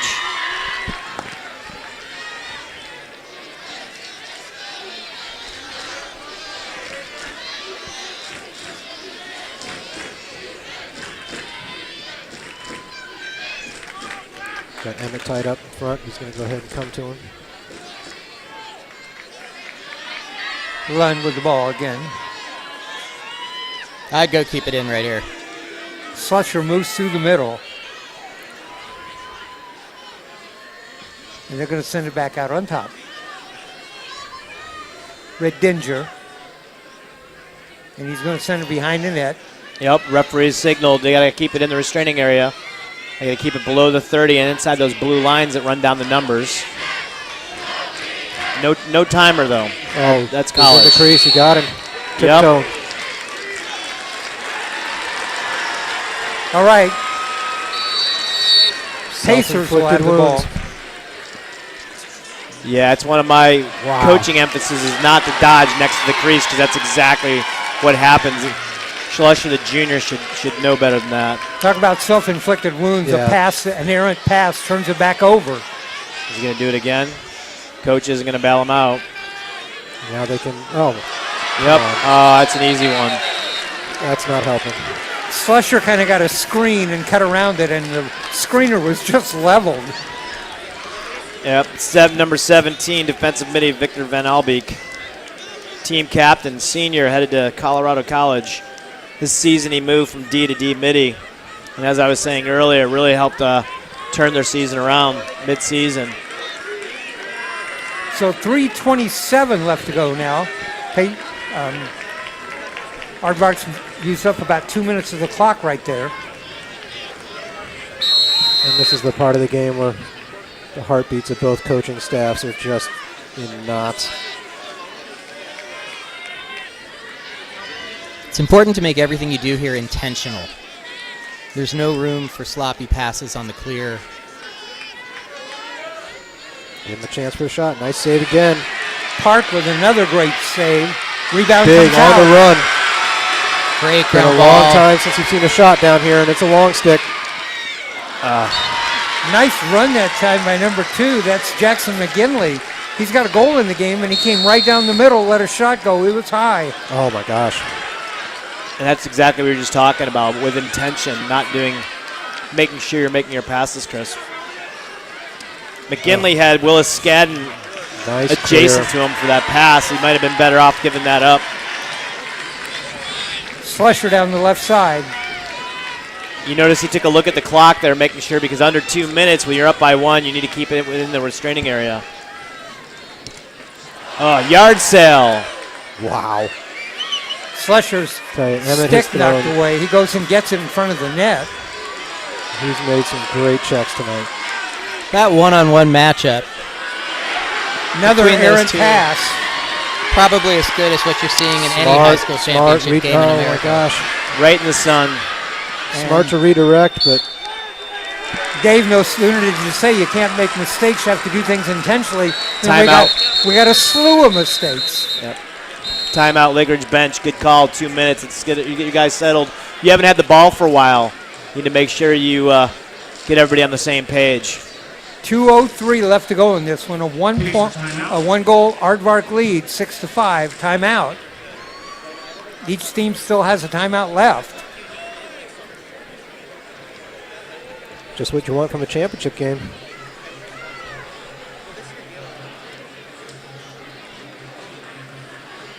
This is that time where you've got to have one play that no one's seen you do yet this year. The one thing you practice that people think you'll never actually try in the game, if it's a hidden ball trick, if it's a flip play. and you got to have a cool name for it. Right. You got to go in the huddle and say that cool name for that play. Been waiting all year to call it.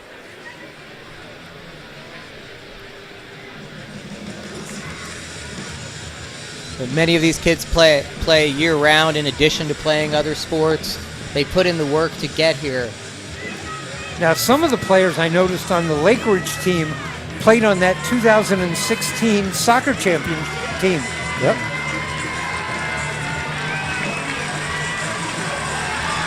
Yep, number 12, Jimmy Ryan. He was on that team. He's headed to Loyola, Southern California. Team captain. All right. Well, Jack is considered for the last few years the best goalie in the state. Got to make OES feel comfortable. Let's see if he can live up to the rep. There's Jimmy Ryan right down there in front of us, number 12. 2 minutes, the public address announcer just sworn. Yeah, look for... Wow. Thought he had an opportunity to shoot there. Pacers send it back out on top, 140. There's our OES middies playing two-way. Two ways really comes down to hurt you a little bit. Been running all game, offense, defense. And this is going to be all about moving your feet, playing fundamental. Don't go for the big stick check. There it is. That's the big save you need. Slendorf with a huge save. Here coming Aardvarks, Slusher down the left side. And timeout call by the officials. He's got his hand on the official. You can see Coach Sullivan over there at the bench. Just waiting to see if his guy gets in any trouble. Minute left. Yep, he won't use it unless they double the ball or he's stuck in the corner or doing something boneheaded. Not letting that ref get far from him though. A minute. We're under a minute. Yep. Slusher with the ball back behind the net. And the matchup of the day, the last time these two were matched up, Slusher's picking his stick up. Look for the goalie, Aaron Park, to be pulled out of the goal and sending a defenseman. He's doing it now as he sends number 19, Gus Hearn, to double the ball. Timeout, there it is.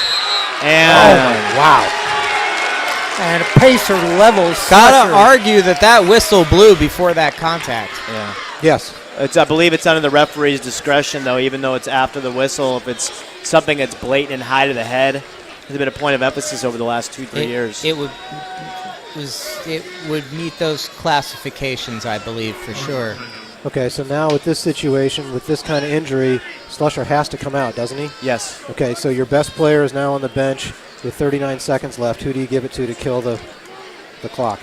Well, Nick Lund has been very effective with the ball. Slusher down on the field, got his helmet off. He's going to come off. Maybe the senior Morissette? Either that or Cole, but like I said, he's been running both ways all game. Yeah, I made that mistake. And I'd go to the Attackman, so Cole, if he has to, can get back on D. 2007 game versus Lincoln quarterfinals. I gave it to my midi. Had been up and down. My number one player played at U of O, started his freshman year, gave him the ball. He just didn't have enough gas in the tank to finish it off. Yep. Look for OES immediately to pull his goalie. I wouldn't doubt if you see the goalie on the attack end. That way you have six defensive players to be able to play. Right. And even doubling the ball and leaving the furthest guy open. That's two different strategies you could possibly use. They're sending the goalie, Aaron Park, into goal. 34 seconds left in this one. OES leads 6-5. 3. Yep, 5 Lakeridge defenders walking into the defensive zone. 34 seconds left in the season. Yeah, is Aaron Park athletic enough to cover one of their guys? I think so. He actually made a play that against West Lynn. Ross Scott was driving from X, and it's a risky play. He came out and put a check across Ross's hands. It's probably the best play I've ever seen in that regard for a goalie coming out and making a play on a stick check from X. Yeah. One thing we haven't talked about much in this game is that OES is actually the defending state champion. Exactly. And this would be the first time, although they've won 3 times, this would be the first back-to-back opportunity they've had. I mentioned earlier Lakeridge has 3-peated. They were the first to do it before Lincoln did it. Oh, error on Lakeridge. They had a double on the ball, leaving the far guy, and the adjacent man did not shut off his man. Move it fast. Now they've got him on a defense on a carousel. Yep, they need to get organized. Lakeridge's defense is a little bit out of sorts. Got to lock off those adjacent guys, the guys next to the ball carrier. Don't get cute. Don't get cute. Cowell in, shoots and scores. Nick Lund, number 12. Dangerous shot on that one. Say, coaches, would you want him to take that shot or keep running it? 14 seconds. Take it. My mantra to my players is if there's not a human being in the goal, take that shot, because if there's a save, there's a run out, 14 seconds goal possibility. All right. Right. I thought that goal was Cal. Was it? Who was it? Was that Lund? I believe it was number 12, Nick Lund. Yeah. Well, that's a hat trick for Lund. Yeah, and what Savage needs to do on this immediately, he can't push it behind him, he's got to push it forward. You'll see OES wings in a defensive position here. They will not give up a fast break. Look for number 23 to immediately go down to one of the attackmen, especially because he's got a long pole on the wing coming at the bottom of your string. They're facing off man down, so OES comes up with it. Still serving a penalty. There was a push. In and out of the box. Okay. All right. 4 seconds. And OES repeats. Incredible. The little engine that could does it again. The OHSLA state champion is the OES Aardvarks. They repeat as state champions as they win this one 7-5. It was 1-0. I'm sorry, it was 2-1 Lakeridge at 1. It was tied 4-4 at half. 1 goal in the third by Lakeridge put them ahead 1-0, and then 3 goals here in the fourth quarter by the OES Aardvarks makes the final in this one 7-5. Paul, final comments. Well, I think Lakeridge has had a really tough time scoring 6-on-6, and you asked me at halftime about Schlendorf, and he was on point with those saves multiple times, really kept them in the game. And on defense, Lakeridge just at the end of the game was just a little disorganized, and that costly penalty at the end to go man down was really, really tough to pull it out at the end. Paul Voas, the assistant coach at Aloha High School. Thanks for joining us. Good work on the semifinals. Good work tonight. And this was an exciting game.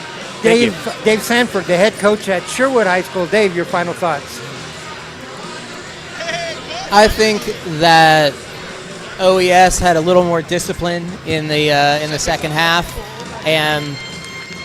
but both teams challenged in half-field 6-on-6 offense. Creative teams and teams that play together and stick together find ways to manufacture goals, and OES found a way to manufacture a couple more at the end. All things aside, that's the difference. All right.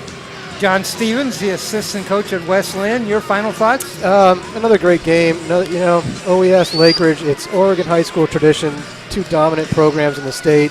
Congrats to Lakeridge. Halfway through the season, I wouldn't have thought that they had a state championship run in them.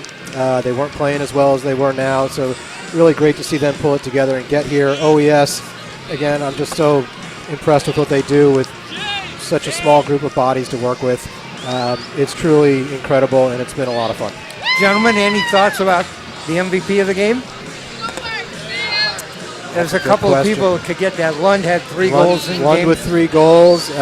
Timmy did a great job holding his own with the face-offs. Jack made the big save when he needed it. Slusher controlled the offense. Maybe a team MVP. Maybe a team MVP. Team win. All right, thanks for joining us tonight. We got a bunch of people that we need to acknowledge. We're here at Lauren Douglas Field at Newberg High School, and this has been the OHSLA Boys Lacrosse Championship won by OES 6-5. Lots of initials in all of that. 6-5, a repeat win as state champions for OES. Want to thank the people here at Newberg High School for their hospitality and helping us. Want to thank both teams, both coaches and athletic directors, OES Aardvarks and the Lakeridge Pacers. Our crew tonight up on the roof, our producer and cameraman Ryan Johnson down here in the press box with us. Our engineer running all the audio Sean Phillipson. I want to thank my co-broadcasters tonight, Paul Voas, who is the assistant coach at Aloha. Paul, look forward to seeing you maybe again next year. Thank you. All this. Thank you for having me. I love doing this. And A lot of fun. Dave Sanford, the head coach at Sherwood. Dave, thanks for your expert commentary. John Stevens, the assistant coach at Wesleyan. John, thank you. And Thank you. Loved Enjoyed having it. you guys. This was pleasure. not only fun and exciting, it was a learning experience for somebody who's somewhat new to the game. And great being with you guys.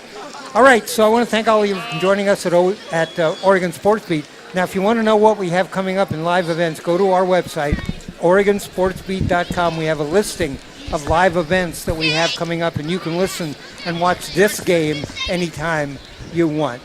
So our final score tonight from Newberg High School, OES 7, Lakeridge 5. I'm Dave Hall. Good night, everybody.